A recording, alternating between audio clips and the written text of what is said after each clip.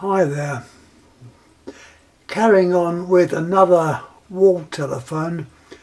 This is probably going back to the 1940s, which I believe in those days were quite popular. Well, have a look. It's actually, the original box is older than that. We look at the back of it. I'll turn it around. You've got some numbers on there. They did then, as in recent times, when they modified something, they changed the number, and it was modified. This is, you see the name.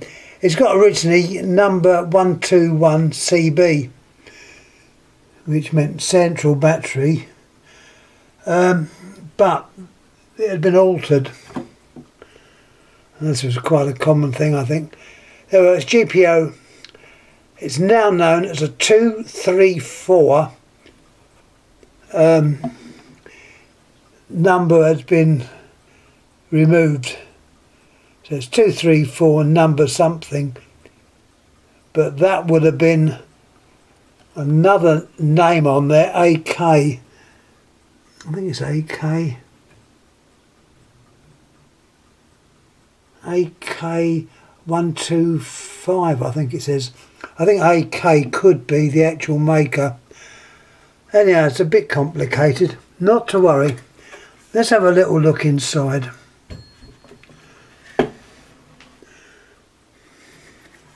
I do wish I had another hand.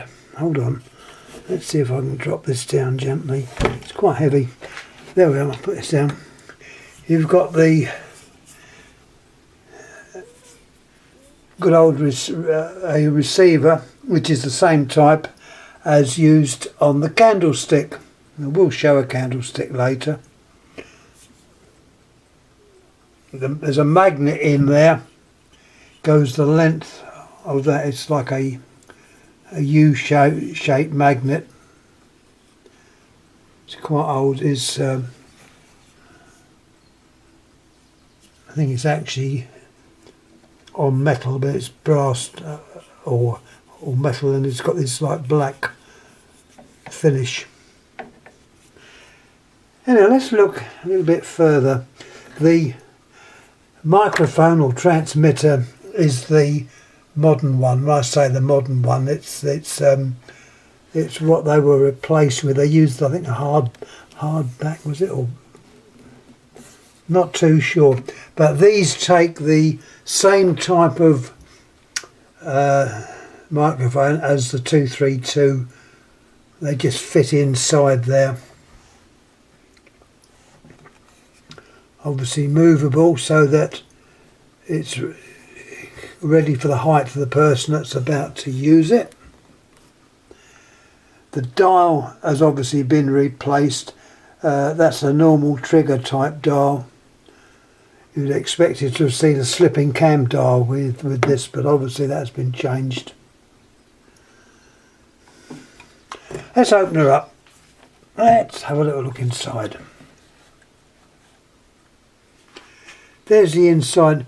This example is one of the earlier ones, shown by the large induction coil. This has to be rechecked and rewired, or not rewired, but tied up. I noticed one of the wires to the bell sets is not connected.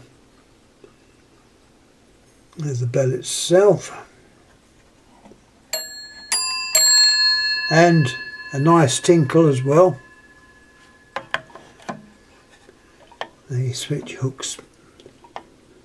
The contacts working fine. The capacitor, or condenser as they'd have been called in those days. That's probably a paper one. And on the other side you've got your hole there which the dial fitted in. As you can see, it's a trigger type dial. It would have been nice if it had been a slipping cam, but it's not. Kind of everything. You've got a little diagram here which is the diagram for the original phone that this box had or was. As you can see, circuit for telephone number 121. That would probably going back to the late 30s, I would think.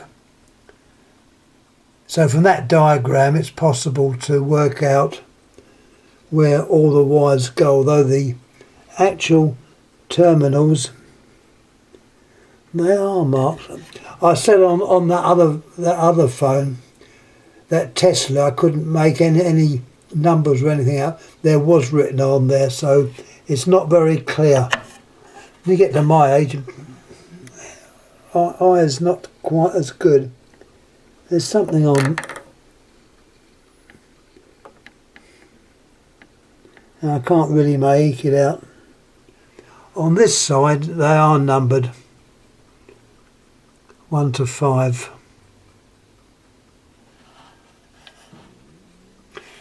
Now it's all self-contained. You've got your bell, capacitor, or condenser as it was called in those days.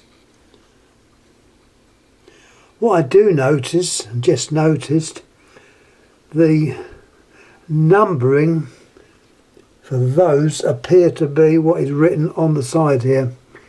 So you've got L1 and L2.